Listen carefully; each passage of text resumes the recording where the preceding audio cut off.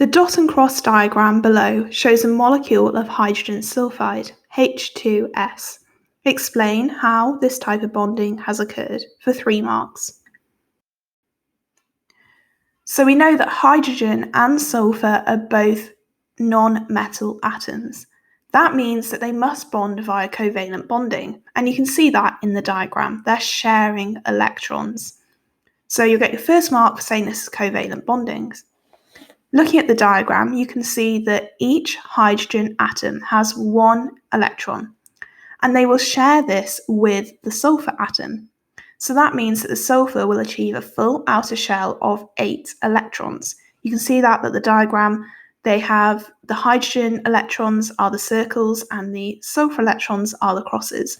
So each hydrogen atom shares its circular electron with the sulfur so that the sulfur has a full outer shell. Equally, the sulfur atom will share 2 of its electrons, 1 with each hydrogen atom.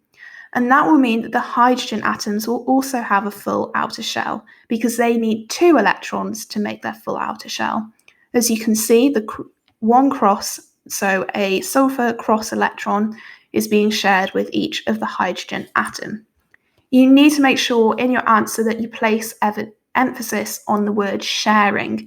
You can't make any references to ions or electron transfer or charges. That's because all of that is only associated with ionic bonding. If you start talking about ions or anything like that, that's completely wrong. None of that happens in covalent bonding.